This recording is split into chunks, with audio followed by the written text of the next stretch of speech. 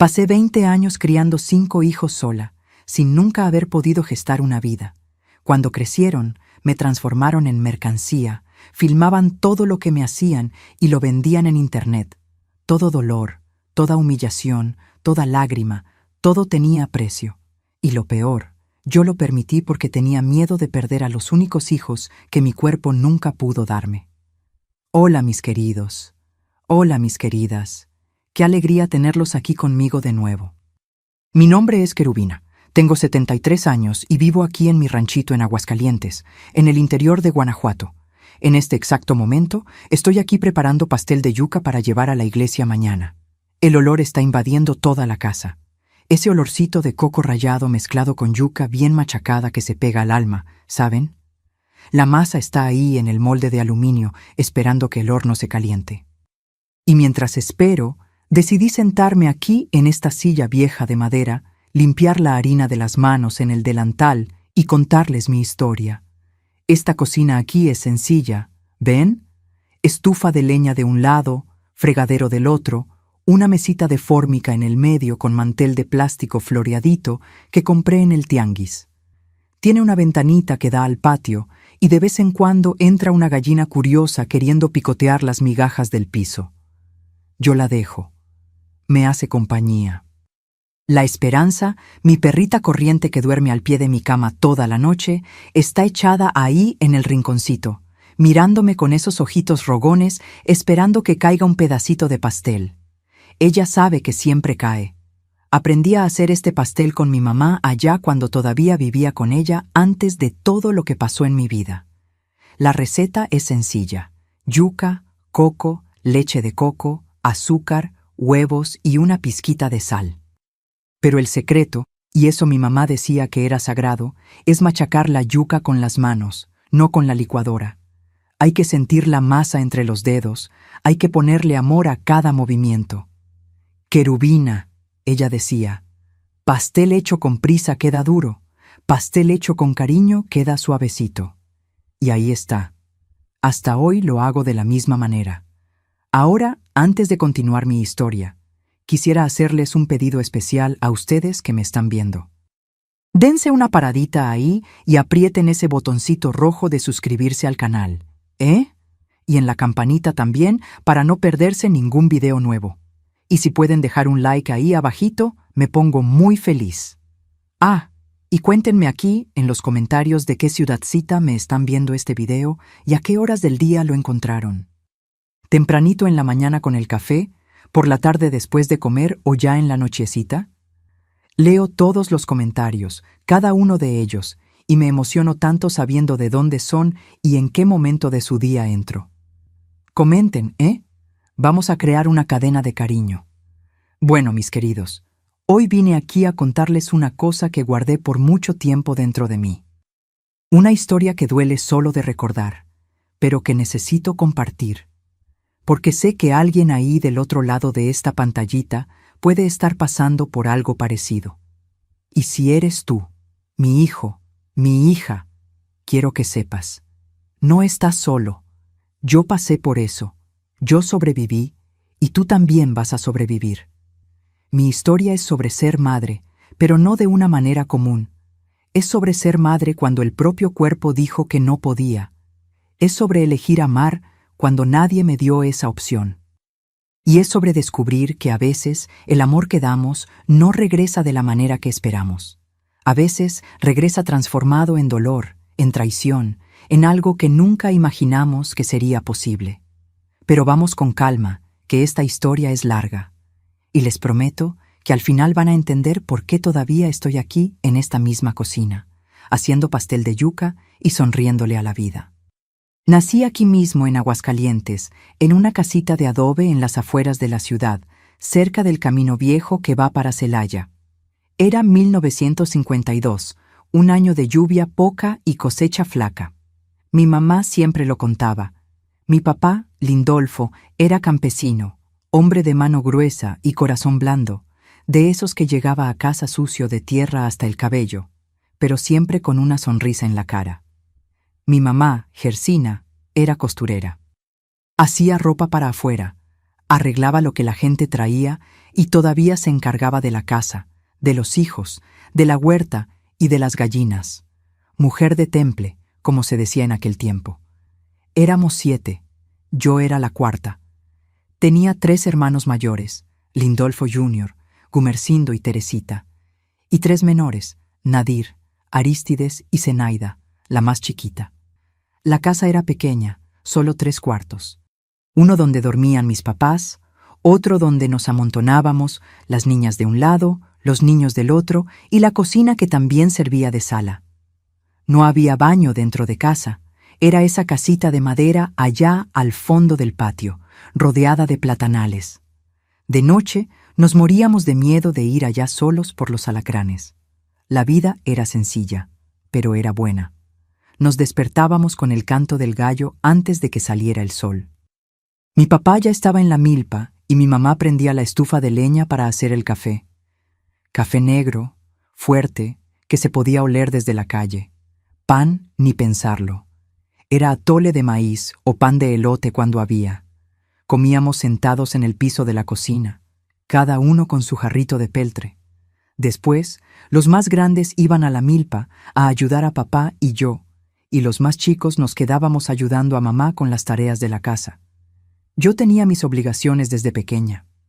Con 7, 8 años ya sabía lavar ropa en el lavadero, tenderla en el tendedero, barrer el piso de tierra apisonada, que mi mamá mojaba todos los días para que no se levantara polvo. También cuidaba a los hermanos menores, cambiaba pañales de tela de Zenaida, le daba de comer a Arístides, vigilaba a Nadir para que no se metiera en líos. Así crecíamos, todos con su función, todos ayudando. Pero no era solo trabajo, no, también jugábamos. ¡Ay, cómo jugábamos! Al caer la tarde, cuando el sol empezaba a bajar y el calor daba una calmadita, corríamos al patio. Jugábamos a las traes, a las escondidillas, a la rueda. Las niñas hacíamos muñecas de olote de maíz, le enrollábamos un trapo viejo, le hacíamos la carita con carbón y listo, ahí estaba la muñeca. Los niños hacían carritos de lata de sardina con rueditas de corcholata. Inventábamos diversión con lo que había, y éramos felices de esa manera. Había un árbol de guayaba enorme en el patio, bien en medio, que daba guayabas dulces como la miel. Nos subíamos allá arriba, yo, Teresita y Nadir, y nos quedábamos horas comiendo guayaba y platicando.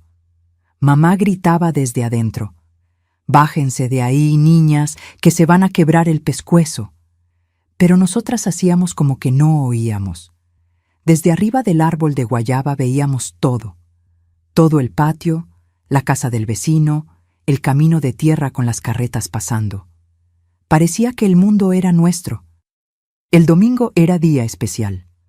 Nos despertábamos, nos bañábamos en la tina con agua fría, esa agua que helaba todo el cuerpo, nos poníamos la ropa menos remendada que teníamos e íbamos a misa a la iglesita del centro. La iglesia era de madera, pequeña, con banca dura que dolía en la espalda, pero íbamos todos los domingos sin falta. Después de misa, mi papá compraba una bolsita de dulces de goma para repartir entre los 7. Cada uno recibía 2 o 3 dulces, dependiendo de cuántos venían en la bolsa, y nos chupábamos ese dulce despacito, haciéndolo durar lo más posible, porque no sabíamos cuándo iba a haber de nuevo. En la noche después de la cena, que siempre era arroz, frijoles, un huevo frito dividido entre todos, o un chorizo cuando había, nos sentábamos en el piso de la cocina y mi mamá contaba historias. Ella inventaba unas historias de poner los pelos de punta, de Nahual, de la Llorona, del charro negro que se llevaba a los niños desobedientes. Nos quedábamos agarrados unos a otros, muriéndonos de miedo, pero queriendo oír más. Mi papá se reía de nosotros, decía que era todo invención, pero hasta él se quedaba calladito escuchando. Yo era una niña tranquila, obediente, no daba problemas, ayudaba en todo lo que mandaban, no reclamaba, no lloraba por cualquier cosa. Mi mamá decía que había nacido con corazón de madre, porque desde pequeña ya cuidaba a los hermanos menores, como si fueran mis hijos. Yo cambiaba pañales, arrullaba en brazos, cantaba esas canciones antiguas que mi abuela le había enseñado a mi mamá y ella me había pasado a mí. Querubina va a ser una madre maravillosa un día. mi mamá decía. Y yo lo creía con todo mi corazón de niña. No teníamos dinero, pero teníamos unión, teníamos amor. Cuando uno se enfermaba, todos se juntaban para cuidarlo. Cuando uno pasaba necesidad, todos dividían lo poco que había. Recuerdo una vez que Nadir se puso con fiebre alta, de esas que dejan el cuerpo todo aguado. Mi mamá pasó toda la noche a su lado, haciendo compresas de trapo mojado en la frente, rezando bajito. Yo me quedé despierta también, agarrando la manita de Nadir, pidiéndole a Dios que no se la llevara. Y Dios escuchó. Al otro día, la fiebre bajó. Mi infancia fue así. Sencilla, llena de trabajo, llena de amor. No sabía nada del mundo de afuera, no sabía de televisión, de ciudad grande, de cosas modernas. Pero sabía lo que era tener una familia. Sabía lo que era sentarnos todos juntos a la mesa, aunque la mesa fuera el piso. Sabía lo que era reír juntos, llorar juntos, rezar juntos. Y en aquel tiempo yo tenía un sueño, un solo sueño, que era crecer, casarme, tener una casa llena de hijos. Miraba a mi mamá cuidándonos a los 7 y pensaba, quiero ser igualita a ella. Quiero tener mis hijos, criarlos con amor, verlos crecer. Ese era mi sueño, el único sueño que cargaba en el pecho desde niña. No tenía la menor idea de que ese sueño se iba a transformar en pesadilla, que iba a ser madre. Sí, pero de una manera que jamás imaginé, y que los hijos que iba a amar con toda mi alma me iban a hacer sentir un dolor que ni mi mamá con todos sus partos juntos sintió. Pero eso lo descubrí muchos años después. Cuando cumplí 13 años, las cosas en mi vida empezaron a cambiar, pero de una manera natural, de la manera que pasa con toda niña convirtiéndose en señorita. Mi cuerpo cambió, mi voz se hizo más fina y mi mamá empezó a enseñarme los secretos de ser mujer, cómo cuidar la casa bien, cómo hacer comida que sustenta, cómo coser un dobladillo invisible. En esa época ya no me subía al árbol de guayaba. Ahora me quedaba más tiempo dentro de casa ayudando a mamá con la costura. Ella me enseñó a enhebrar hilo en la aguja, aún con poca luz, a hacer punto de cruz, a pegar botón que no se cae. Querubina, ella decía, mujer que sabe coser, nunca pasa necesidad, siempre hay quien necesite un remiendo. Y aprendí. Aprendí todo lo que ella tenía para enseñarme. Con 15 años conocí a un muchacho, Edenilson, albañil, moreno, ojos claros, sonrisa bonita. Trabajaba en una obra cerca de casa y siempre pasaba frente a nuestra casa al caer la tarde. Un día se detuvo, pidió un vaso de agua y mi mamá me mandó llevárselo. Cuando le entregué el vaso, nuestros dedos se tocaron. Él sonrió. Yo bajé los ojos, toda apenada, y regresé adentro, pero mi corazón estaba latiendo fuerte. Empezamos a noviar. Noviazgo de antes, ¿eh? Él venía a la puerta de casa el domingo por la tarde, se sentaba en la silla de la sala con mi papá al lado vigilando y platicábamos. Platicábamos sobre todo y sobre nada. Sobre el tiempo, sobre la ciudad, sobre los planes para el futuro. Él decía que quería tener casa propia, un pedacito de tierra, unos hijos. Y yo solo quería ser madre. Cada vez que él hablaba de hijos, mi corazón se llenaba de esperanza. Va a ser lindo, yo pensaba, yo y él, con nuestros hijos, nuestra familia. Noviamos 2 años. 2 años de plática en la puerta de casa, de mirada tímida, de manos que se tocaban a escondidas cuando mi papá no estaba mirando. 2 años en que soñaba despierta con el día de mi boda, con la casa que íbamos a tener, con los hijos que iba a criar. Ya hasta había elegido los nombres. Si fuera niño, Ivanaldo, nombre del abuelo de él. Si fuera niña, Creusa, nombre de la abuela de él. Pero entonces cumplí 18 años y mi vida cambió de una manera que nunca podría imaginar. Fue mi mamá quien se dio cuenta primero. Llevábamos noviando 2 años y nada de que yo quedara embarazada. Antes, muchacha que noviaba luego quedaba embarazada. No porque hiciera cosas malas antes del matrimonio, sino porque después que se casaba era cuestión de meses. Y estábamos noviando en serio, con planes de casarnos pronto. Pero mi mamá empezó a encontrarlo raro. Querubina, ella decía. ¿Estás bien? ¿Te sientes bien? Yo decía que sí, porque me sentía normal. Pero ella insistió. Me llevó a un médico en León. Fue un viaje largo en camión, carretera de terracería que nos zarandeaba completas. Llegamos a la ciudad grande, yo con miedo de todo, de los edificios altos, de los carros ruidosos, de la gente apurada. El doctor era un hombre viejo, de lentes redondos, bata blanca almidonada. Me examinó, pidió unos estudios, nos mandó regresar la semana siguiente. Cuando regresamos, nos llamó al consultorio. Recuerdo cada detalle de ese consultorio. El escritorio de madera oscura, la silla de piel que rechinaba cuando te sentabas, el olor a medicina y alcohol. El doctor se sentó, se quitó los lentes, los limpió con un trapito, se los volvió a poner, me miró a mi mamá y dijo: «Doña Querubina, usted tiene una condición llamada síndrome de Rokitansky. Usted nació sin matriz. No hay manera de que usted quede embarazada nunca». Oí, pero no entendí. No entendí qué significaban esas palabras. Miré al doctor esperando que explicara mejor, esperando que dijera que había medicina, que había cirugía, que había algo que se pudiera hacer. Pero él solo repitió: «Lo siento mucho, lo siento mucho». 2 palabras que derrumbaron mi vida entera. Mi mamá lloró ahí mismo frente al doctor. Lloró fuerte, sin vergüenza, como si le hubieran arrancado un pedazo de ella. Yo no lloré. Me quedé mirando la pared, tratando de procesar. Sin matriz, sin hijo, nunca. El viaje de regreso fue en silencio. Mi mamá me agarró la mano todo el tiempo, pero no dijo nada. ¿Qué iba a decir? ¿Que iba a estar todo bien? No iba a estarlo. ¿Que Dios tenía un plan? ¿Qué plan era ese que me quitaba lo único que siempre quise? Cuando llegamos a casa, me fui al cuarto, me acosté en la cama, miré al techo y fue entonces que cayó el 20. Nunca iba a sentir a un hijo moverse dentro de mí. Nunca iba a sentir la patadita, el hipo, el peso de una vida creciendo dentro de mi cuerpo. Nunca iba a amamantar, nunca iba a oír mamá saliendo de la boca de un hijo mío, nunca. Y fue entonces que lloré. Lloré 3 días seguidos. Lloré hasta no tener más lágrimas. Lloré hasta que el cuerpo me dolió. Lloré hasta aceptar o creer que había aceptado, que había nacido vacía. Edenilson se enteró. No sé quién le contó, pero se enteró. Al principio dijo que no hacía diferencia, que me amaba igual, que podíamos adoptar.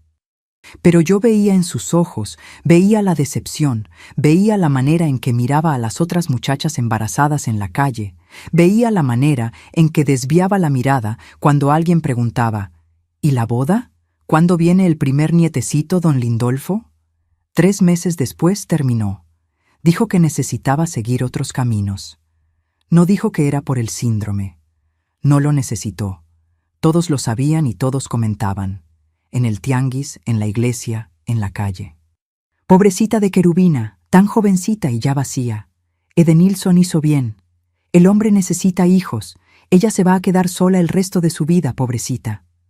Pasé 5 años escondida. Trabajaba en la milpa de mi mamá, vendía yuca en el tianguis los sábados, regresaba a casa y me encerraba en el cuarto. No salía, no platicaba, no reía. Había muerto por dentro. El cuerpo estaba ahí funcionando, respirando, comiendo, durmiendo, pero el corazón se había detenido en ese consultorio en León. Hasta el día que mi mamá me llevó a un lugar donde nunca había ido, un lugar que iba a cambiarlo todo. El orfanato municipal de Celaya. Era una casa vieja de ladrillo expuesto, techo agujereado en algunos lugares, pintura descascarándose, olía a cloro, a ropa mojada, a leche agria. Había niños por todos lados, en el patio, en el portal, dentro de los cuartos. Niños de todas las edades, bebés llorando en la cuna, niños corriendo descalzos, niñas sentadas en el piso, jugando con muñeca de trapo. Entré y miré a esos niños, Y algo dentro de mí, algo que creía que había muerto hace 5 años, despertó de repente, como si alguien hubiera prendido un interruptor dentro de mi pecho. Miré a mi mamá y dije, quiero llevarme uno a casa. Mi mamá sonrió. La primera vez que la vi sonreír desde aquel día en el consultorio. Puedes elegir uno, mi hija. Miré a los niños, vi a un niñito en el rincón del cuarto, pequeñito, flaquito, ojos grandes, calladito, no lloraba, no gritaba, no jugaba, solo se quedaba ahí sentado mirando la pared. Ese, quiero ese. Era Ivanaldo, 4 años, el primer hijo de mi vida. Me tomó 6 años adoptar a los 5, uno por uno. Cada adopción era una batalla, papeleo sin fin, trabajadora social investigando mi vida, juez preguntando si tenía condición de criar sola, sin marido, sin dinero. Enfrenté todo porque ya no era sobre mí, era sobre ellos. Después de Ivanaldo, vino Creusa, 3 años, cabellito chino, sonrisa chimuela. Después Davidón, 5 años, ojos vivos, platicador. Después Nilda, 2 añitos, pequeñita, frágil. Por último, Eribaldo, 3 años, el más calladito de todos. 5 niños, 5 bocas que alimentar, 5 cuerpos que vestir, 5 historias de abandono que juré transformar en historias de amor. Y lo intenté, Dios sabe que lo intenté. Crié a los 5 con todo lo que tenía, que era poco, muy poco. Arroz, frijoles, huevo cuando había, yuca siempre. La ropa era donada de la iglesia, zapatos solo cuando las chanclas de hule estaban tan rotas que ya no servían. El cuaderno lo dividía a la mitad para uno, mitad para otro, pero daba lo que el dinero no compra. Me despertaba a las 5 de la mañana, hacía café, despertaba a cada uno con beso en la frente, los llevaba a la escuela a pie, 2 kilómetros de camino de tierra, sol caliente o lluvia fría. Los recogía, hacía comida, ayudaba con la tarea, aunque no tuviera estudios. En la noche inventaba historias para que cada uno durmiera. Historia de caballos para Ivanaldo, de princesas para Creusa, de monstruos para Davidón, de pajaritos para Nilda. Eribaldo se dormía antes de que empezara. Los vecinos decían que era una santa. El padre decía que era ejemplo de amor cristiano. La trabajadora social decía que nunca había visto madre tan dedicada.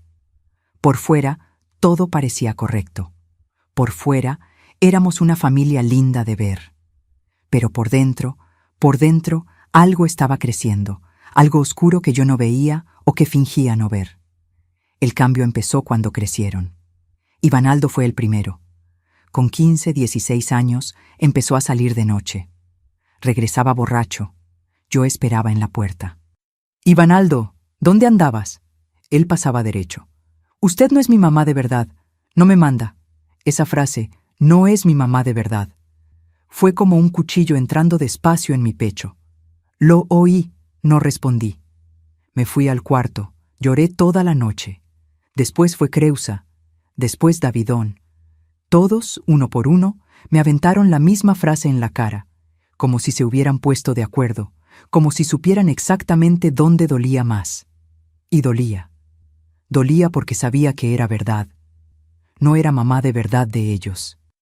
No hubo panza que creció, parto que rasgó, leche que alimentó, solo era una mujer que eligió amarlos, y para ellos eso no era suficiente. Cuando Ivanaldo cumplió 18 años, me golpeó por primera vez.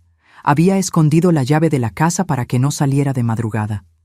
Me buscó, me encontró en la cocina, preguntó por la llave. Le dije que no la iba a dar. Me dio un puñetazo en el estómago, en el mismo estómago que nunca pudo cargar hijo. Caí en la silla sin aire, sin poder creerlo. Salió azotando la puerta. Al día siguiente regresó. Pidió perdón. Lloró. Dijo que estaba borracho, que no quería, que no iba a pasar de nuevo. Perdoné porque madre perdona y porque tenía miedo. Miedo de perderlos, miedo de que se fueran y yo me quedara sola otra vez. Vacía otra vez. Pero pasó de nuevo, y de nuevo, y de nuevo. Cuando los 5 pasaron de los 20 años, la casa se volvió otra cosa. Ya no era hogar, era prisión. y yo era la prisionera. Los 5 vivían conmigo. Ninguno trabajaba bien. Ivanaldo hacía chambitas de albañil cuando quería, que era casi nunca. Davidón vendía cosas en la carretera, cosas que ni quería saber qué eran. Creusa trabajaba en un bar en la ciudad, pero su dinero nunca llegaba a casa. Nilda no hacía nada. Eribaldo era el brazo derecho de Ivanaldo. Obedecía todo lo que el hermano mayor mandaba. Mi pensión sostenía a todos, un salario mínimo para 6 personas. Pero no veía el color de ese dinero. El día del pago, Ivanaldo iba conmigo al banco. En realidad, él iba por mí, porque me había quitado mi tarjeta. Sacaba todo, me daba 200 pesos. El resto lo dividía entre los 5. 200 pesos de mi dinero y todavía tenía que agradecer. Cuando reclamaba, me pegaban. No uno, todos. Era como si uno empezara y los otros olieran la sangre y se vinieran encima. Ivanaldo daba puñetazos, Davidón patadas, Eribaldo empujones. Hasta las muchachas, Creusa y Nilda, pellizcaban, jalaban el pelo, arañaban. 5 contra 1. 5 que saqué del orfanato, 5 que crié sola, 5 que elegí amar. Después que golpeaban, se reían, se sentaban en el sillón, abrían cerveza, brindaban. Y yo me quedaba en el piso de la cocina, sangrando, doliendo, oyendo su risa. Hubo un día que estaba en el piso después de una golpiza peor que lo normal. Ivanaldo me había dado un puñetazo en la cara que me abrió el labio. La sangre escurría caliente por mi barbilla, goteaba en el piso de cemento. Estaba hincada, tratando de levantarme, pero las piernas no obedecían. Y ellos estaban sentados en el sillón riéndose como gente que acababa de ver una película cómica. «Mira a la vieja, no aguanta ni un putazo», gritó Davidón y se rieron más todavía. Limpié la sangre con el dorso de la mano, los miré y pensé, ¿cómo? ¿Cómo llegamos a esto? Ese Ivanaldo ahí riéndose de mi dolor. Era el mismo niñito que llegó del orfanato calladito, asustadito, que durmió agarradito de mí la primera noche. La Creusa que estaba riéndose era la misma niña que tenía miedo de los truenos y venía corriendo a mis brazos. El Eribaldo que estaba agarrando la botella de cerveza era el más chiquito que arrullé para dormir todos los días durante años. ¿Cómo fue que el amor que di se volvió odio? La cosa empeoró cuando Davidón apareció con un celular nuevo, celular moderno con cámara. No entendí de dónde había salido el dinero, ni quería entenderlo. Entendí cuando empezó a filmarme. Al principio filmaba las golpizas, los 5 pegándome y Davidón agarrando el celular con una mano y pateándome con la otra, riéndose. «Mira a la vieja en el piso, mira». Yo suplicaba. «Para de filmar, para. Cállate, vieja, esto da dinero». Dinero, vendían los videos. No sabía a quién, no sabía cómo. Solo sabía que cada vez que me golpeaban, el celular estaba prendido, filmando mi dolor, filmando mis lágrimas, filmando mi humillación y vendiendo. Un día, Davidón dejó el celular abierto encima de la mesa. Pasé cerca y vi la pantalla. Había una plática abierta, un grupo, decenas de mensajes, gente preguntando, ¿cuándo va a haber video nuevo? ¿Cuánto cuesta? Manda más de esa vieja recibiendo golpes. Mi estómago se volteó. Gente pagando para verme sufrir, gente que no conocía, que nunca me había visto en la vida pagando dinero para verme ser destruida por mis propios hijos. Cerré los ojos, sentí las piernas temblar. Me agarré de la silla para no caer, porque en ese momento entendía la dimensión de lo que estaba pasando. No era solo una madre siendo maltratada, era un producto, una mercancía. Mi dolor tenía precio y mis hijos eran los vendedores. Después la cosa se puso peor, mucho peor. Empezaron a obligarme a hacer cosas frente a la cámara, cosas que me hacían sentir menos que nada. Me trataban como objeto, como cosa, como producto a la venta. Le llamaban sesión. «Hoy hay sesión, vieja, prepárate». La sesión era yo siendo destruida en mi propia casa, con la cámara en mi cara, grabando todo, vendiendo todo. Y lo peor era saber que del otro lado de esa pantalla alguien estaba viendo. Alguien estaba pagando para ver a una señora de casi 60 años ser maltratada por sus propios hijos. Hubo una sesión que nunca voy a olvidar.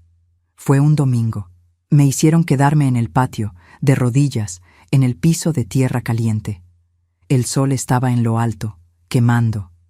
El sudor escurría por mi frente, entraba en mis ojos, ardía. Pedía: por favor, déjenme entrar. Hace mucho calor, no aguanto. Ivanaldo se rió. ¿No aguantas? La sesión ni ha empezado, vieja. Y empezó. Me aventaron cosas que no voy a describir. Filmaron todo. Mi cara, mi expresión de dolor, de humillación, de vergüenza. Davidon se acercaba con el celular bien en mi cara. Llora más, vieja. A la gente le gusta cuando lloras. Cuando terminó, me dejaron ahí. Me fui adentro arrastrándome. Me bañé, lavé la ropa, me acosté en la cama y me quedé mirando al techo, pensando: ¿hasta cuándo?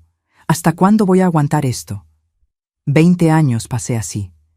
20 años siendo golpeada, filmada, vendida. 20 años sin dormir bien, sin comer bien, sin vivir bien. 20 años en que despertaba todos los días y pensaba: hoy voy a tener valor, hoy me voy, hoy voy a denunciar. Pero no iba porque tenía miedo.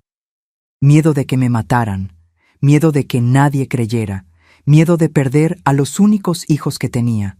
Hasta que un día una vecina se dio cuenta. La vecina se llamaba Aldenora, doña Aldenora, 77 años, viuda, pensionada, vivía en el ranchito de al lado, sola, criando gallinas y gatos, mujer pequeña, flaca, cabello blanco siempre recogido en chongo, ojos vivos que veían todo. Y ella veía lo que nadie más veía, o lo que todos fingían no ver. Oía los gritos, no de vez en cuando, siempre. Me oía gritando de dolor, oía las risas de mis hijos, oía el ruido de cosas rompiéndose. Una vez me vio en el patio tempranito en la mañana, lavándome la sangre de la cara en el lavadero. Me quedé helada cuando me di cuenta de que me estaba mirando desde la cerca. ¿Qué pasó, querubina? Me caí. Me tropecé en la escalera. ¿Te tropezaste en la escalera? Querubina, yo nací en la mañana, pero no fue hoy.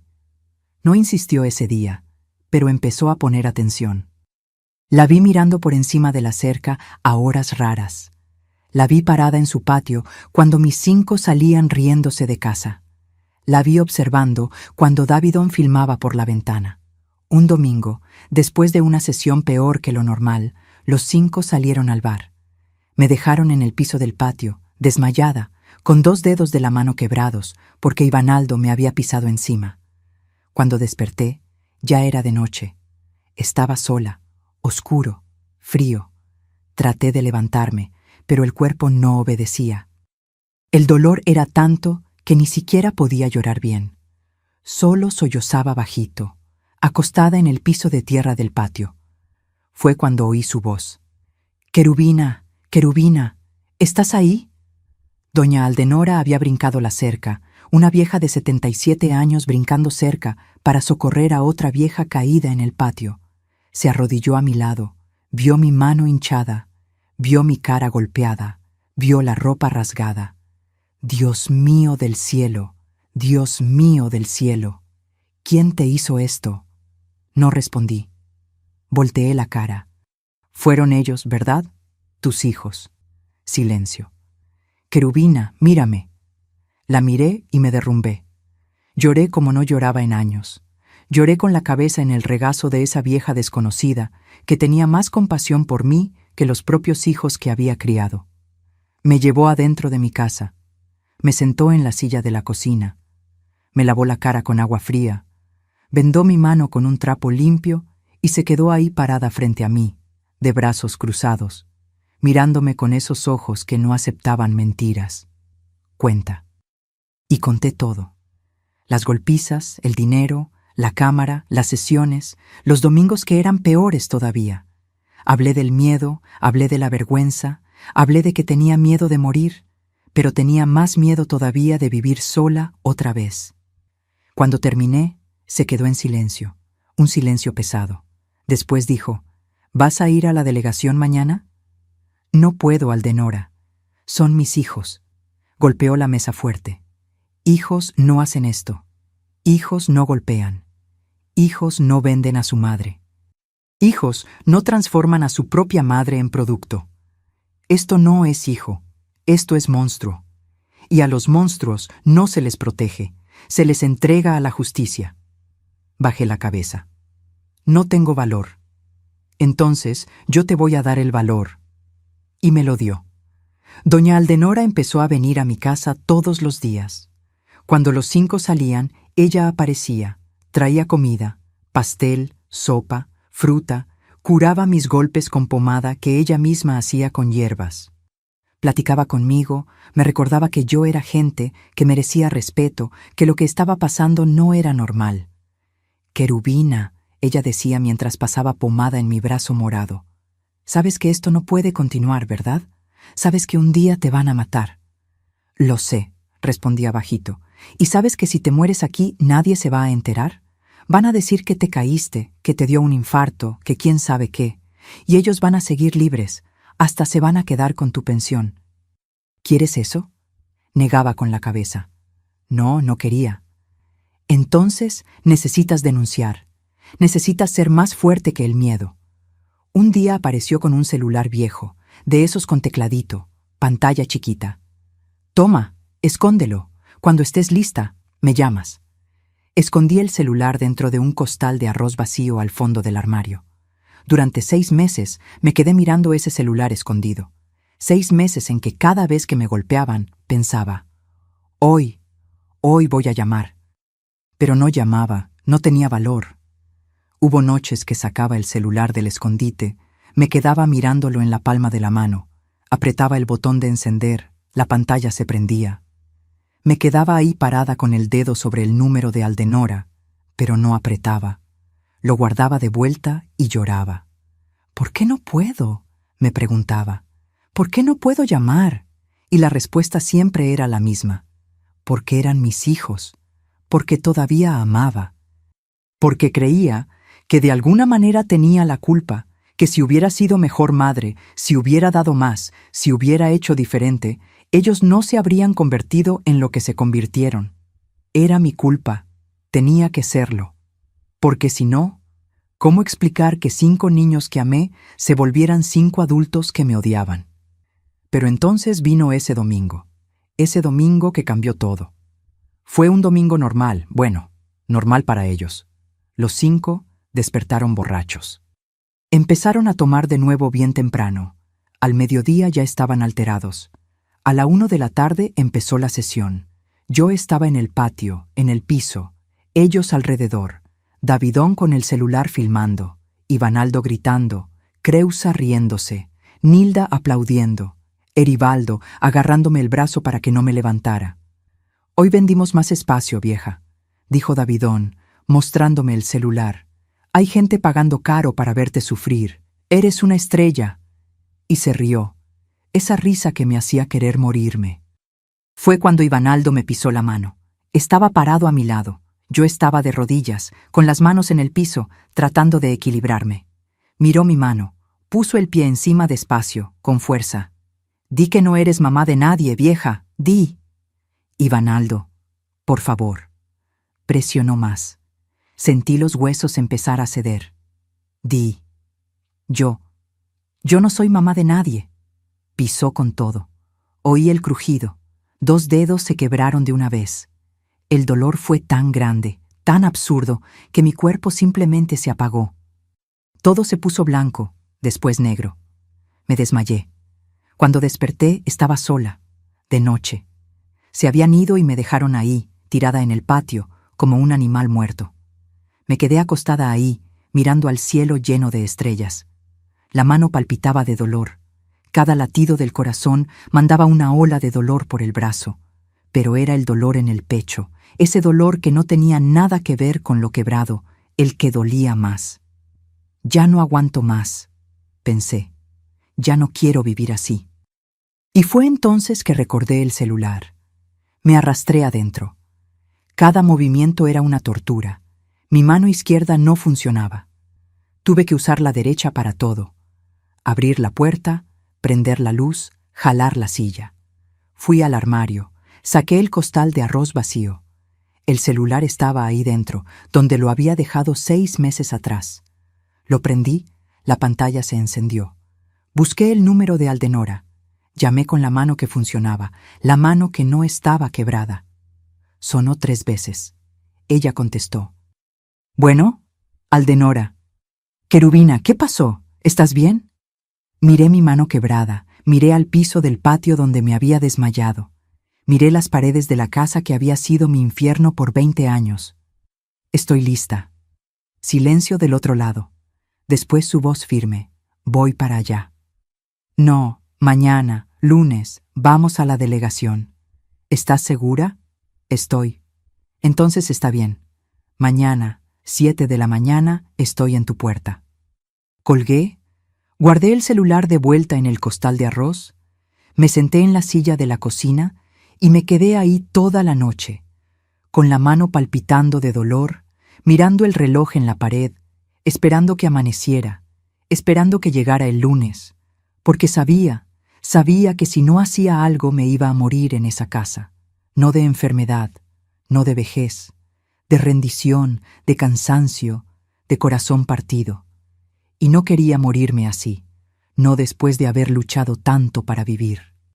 Los 5 llegaron de madrugada, borrachos, haciendo ruido.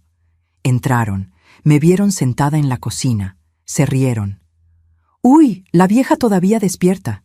¿Tienes miedo de dormir?», dijo Davidón. No respondí, solo los miré. Se metieron a los cuartos. Luego, después, oí los ronquidos. Durmieron como piedras, sin culpa, sin miedo, sin imaginar que al día siguiente todo iba a cambiar. Cuando salió el sol, todavía estaba en la silla. No había dormido, no había comido, no había hecho nada más que esperar. 7 de la mañana en punto, tocaron a la puerta. Era Aldenora. «Vamos, vamos». El lunes por la mañana, Aldenora apareció en mi puerta a las 7. Yo estaba lista. Me había puesto la ropa menos rasgada que tenía, amarrado el cabello, lavado la cara. La mano estaba vendada con el trapo que ella misma me había dado. «Vamos, vamos». La delegación de Aguascalientes está en el centro, cerca del Palacio Municipal. Una construcción vieja, pintura azul desteñida, aire acondicionado ruidoso colgado en la ventana. Cuando entramos, el policía de la recepción nos miró. 2 viejas, una con la mano vendada, y preguntó: «¿Qué pasó?». «Necesito hablar con la delegada». «La delegada está ocupada. Puede hablar conmigo». Aldenora se adelantó. «Ella no puede. Necesita hablar con la delegada ahora». El tono de ella no dejaba espacio para discusión. El policía suspiró, agarró el teléfono, habló algo bajito, colgó. «Puede pasar». La delegada era joven, muy joven. No debía tener más de 30 años. «Ligda Fernanda», decía la plaquita en el escritorio. Cabello recogido en cola de caballo, lentes cuadrados, blusa social blanca, pantalón negro. Nos miró a mí y a Aldenora e hizo seña para que nos sentáramos. «¿En qué puedo ayudarles?». Abrí la boca, la cerré, no salió sonido. 20 años de silencio no se rompen en un segundo. Aldenora habló por mí. Ella vino a hacer una denuncia contra sus 5 hijos, que le pegan, que le roban, que la filman y venden los videos en Internet. La licenciada Fernanda me miró. «¿Es verdad?». Asentí bajito. «¿Puede contarme?». Y conté todo. La adopción, la crianza, la adolescencia de ellos, el primer golpe, los 20 años de golpizas, el dinero robado, las filmaciones, las sesiones, los domingos. Hablé de la mano quebrada, hablé del miedo, hablé de todo. Cuando hablé de las filmaciones, la licenciada Fernanda dejó de escribir. Me miró con una expresión que no pude identificar. ¿Ellos la filman y venden los videos? Los venden en Internet a gente que paga. ¿Sabe cuánto ganan? No sé. Solo sé que dicen que da dinero y que cada semana hay sesión. Así le llaman, sesión. La licenciada Fernanda cerró los ojos por un momento. Respiró hondo. Cuando los abrió, había lágrimas ahí. Parpadeó rápido para mandarlas lejos, pero las vi. ¿Me va a mostrar las marcas?, preguntó con la voz medio temblorosa. Me quité la blusa. La espalda era un mapa de cicatrices. Morado fresco, amarillo viejo, blanco de cicatriz antigua. Marcas sobrepuestas de años y años de violencia. Parecía cuerpo que había pasado por una guerra. Porque había pasado. La licenciada Fernanda se levantó de la silla. Salió del cuarto sin decir nada. La oí llorando en el pasillo. Aldenora me apretó la mano. La delegada regresó 5 minutos después, los ojos rojos, pero la expresión firme. Se sentó, abrió un cajón, sacó una grabadora. Doña Querubina, voy a grabar su declaración completa. Después voy a necesitar que haga examen de lesiones y voy a llamar al Ministerio Público ahora mismo. Hizo lo correcto. Fue muy valiente y voy a hacer todo para meter a esos 5 a la cárcel. ¿Confía en mí? Confío. Entonces vamos a empezar. Primero dígame, ¿esos videos que graban, dónde quedan? ¿En el celular de ellos? Sí, en el celular de Davidon. Él es el que filma. ¿Y viven con usted? Viven los 5. Perfecto. Voy a pedir orden de cateo. Voy a mandar asegurar todos los celulares, computadoras, todo. Y dígame algo, ¿recuerda qué días hacen esas sesiones? Domingo, todos los domingos. La licenciada Fernanda anotó eso con una marca fuerte en el papel. Rodeó la palabra domingo 3 veces. Entonces, los vamos a agarrar el domingo que viene en flagrancia. ¿Aguanta una semana más? Miré a Aldenora. Ella me agarró la mano, la que no estaba quebrada. Aguanta y yo voy a estar al pendiente. Perfecto, doña Querubina. Hasta el domingo. Usted sigue su vida normal. No cambia nada. No deja que se den cuenta. Y el domingo, 2 de la tarde, voy a estar ahí con la policía. ¿De acuerdo? De acuerdo. Salimos de la delegación casi al mediodía. Aldenora me llevó al hospital. Un médico vio mi mano, confirmó que los 2 dedos estaban quebrados, enyesó. Dolió horrores, pero al menos ahora estaba protegida. Durante esa semana fue como si hubiera vuelto a respirar. Sabía que había hecho lo correcto, sabía que iba a terminar, pero también tenía miedo. Miedo de que se dieran cuenta, miedo de que me mataran antes de que llegara la policía. Actué normal, hice comida, limpié la casa, no miré a los ojos a ninguno de ellos. Cuando preguntaban algo, respondía bajito, obediente, como ellos querían. El miércoles, Ivanaldo preguntó por la mano. ¿Qué te hiciste en la mano, vieja? Me pegué en la puerta del armario. Se rió. Vieja bruta. Y salió.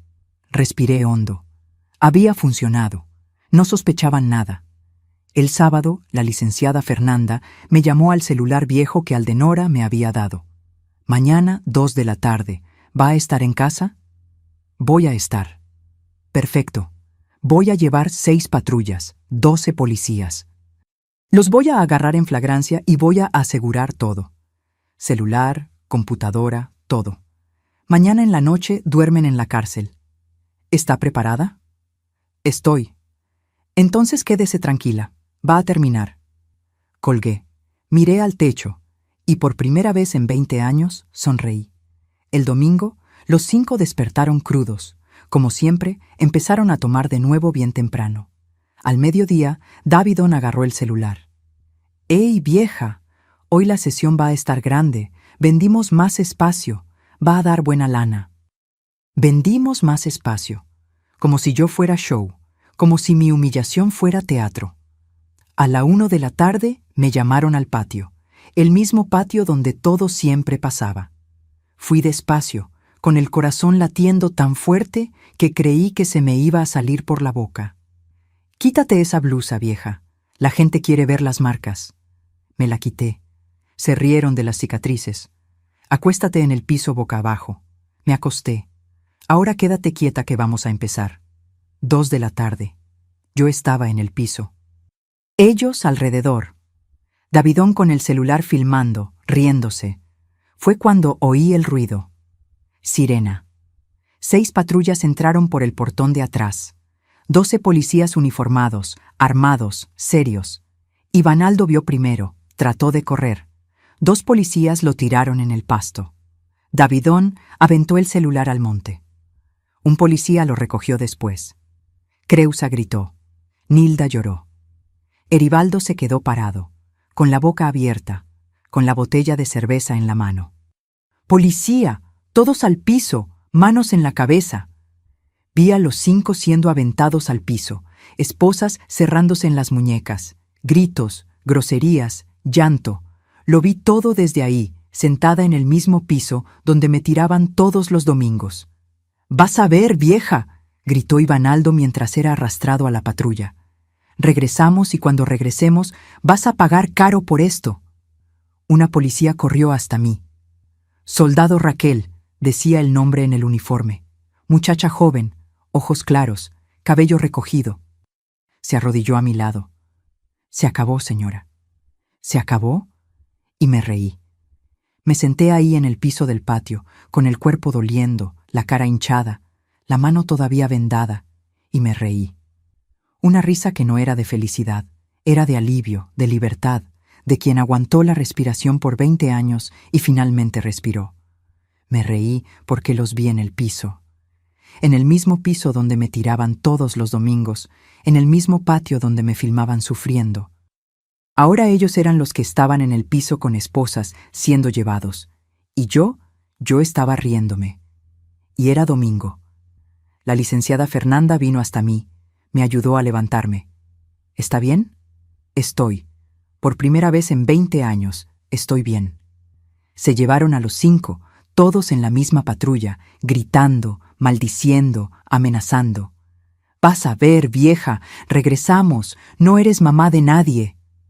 Lo oí, pero no sentí nada, porque ya no tenían poder sobre mí. La policía se quedó en la casa horas. Revisaron todo. Encontraron 3 celulares, 2 computadoras, una tableta. Se llevaron todo. El martes, la licenciada Fernanda me llamó. «Doña Querubina, ¿puede venir aquí a la delegación?» Fui. Aldenora fue conmigo. La licenciada Fernanda me recibió en su oficina.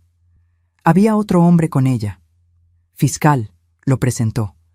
«Doña Querubina, analizamos los celulares asegurados y necesito prepararla para lo que voy a decir». Mi corazón se heló. «¿Qué?» Encontramos 342 videos. ¿342? Todos de usted siendo agredida, humillada, y encontramos las conversaciones. Los vendían en grupos de pago, gente de todo México. Cada video costaba entre 100 y 200 pesos. En los últimos 2 años ganaron más de 60,000 pesos vendiendo videos de usted. 60,000 pesos. Mi dolor valía 60,000 pesos. «Hay más», continuó la licenciada Fernanda. «Encontramos conversaciones donde combinaban las sesiones. Decidían qué le iban a hacer basándose en lo que los clientes pedían. Hay mensajes de gente pidiendo cosas específicas y ellos cobraban más caro para hacerlo. No podía hablar, solo podía mirarla. Doña Querubina, lo que esos 5 le hicieron no tiene nombre. En 15 años de policía nunca vi nada igual, nunca, pero le prometo, van a pagar, cada uno de ellos». El juicio fue 6 meses después. Todos los 5 fueron juzgados juntos. El caso salió en el periódico de Guanajuato, en la televisión local, en Internet. 5 hijos presos por torturar a madre que los crió sola. El tribunal estaba lleno. Periodistas, curiosos, gente que no conocía. Me senté en la banca de enfrente con Aldenora a mi lado. El jurado vio 3 videos, solo 3, porque era lo que aguantaban. Un jurado pidió salir de la sala, otro lloró, una jurado vomitó en el baño. Lo oí después. Cuando regresaron, el juez dijo: «No vamos a ver ningún video más. Lo que fue presentado ya es suficiente». Los abogados defensores intentaron de todo. Dijeron que los 5 tenían trauma de infancia, que no les di estructura, que crecieron sin padre, que el abandono en el orfanato los había afectado. La fiscal se levantó, miró al jurado y dijo: «El trauma de infancia justifica torturar a la mujer que los sacó del orfanato y dio todo lo que tenía. ¿Justifica vender a su propia madre en Internet por 100 pesos? ¿Justifica transformar su sufrimiento en ganancia? Respóndanme. ¿Qué tipo de trauma transforma a una persona en monstruo así?» Silencio en el tribunal. Cuando fue el turno de Ivanaldo de hablar, se levantó, me miró y gritó: «Ella no es mi mamá de verdad, no es mamá de nadie. Ella es vacía. Vacía nunca fue mamá». El juez golpeó el martillo. Silencio. Pero Ivanaldo continuó: «Ella nos usó. Nos sacó del orfanato para sentirse menos vacía. Éramos su proyecto, experimento». El juez lo miró largo, después dijo: «Doña Querubina eligió ser madre de ustedes. Ustedes no eligieron ser hijos. La diferencia es que el amor de ella fue por elección y el odio de ustedes también. Ella eligió amar. Ustedes eligieron destruir. Siéntese». Ivanaldo se sentó, pero se quedó mirándome con ese odio que no entendía de dónde venía. La sentencia salió al día siguiente. Ivanaldo, 18 años, tortura, privación ilegal de la libertad, extorsión, explotación de imagen. Davidón, 15 años. Mismos delitos, más asociación delictuosa y uso de tecnología para delito. Eribaldo, 12 años. Creusa, 10 años. Nilda, 10 años. Cuando el juez leyó la sentencia, el tribunal se quedó en silencio. Yo tampoco lloré, no temblé, solo me quedé ahí mirando al piso. Después de la sentencia, la fiscal vino hasta mí. «¿Está bien, doña Querubina?» «Estoy». «¿Segura?» La miré. Me llamó vacía. Y lo soy. Nací sin matriz. Soy vacía de matriz, pero crié 5 hijos. ¿5? Vacía de matriz, llena de amor. Y el amor que di lo transformaron en video y lo vendieron por 100 pesos. ¿Quién está vacío de verdad? ¿Yo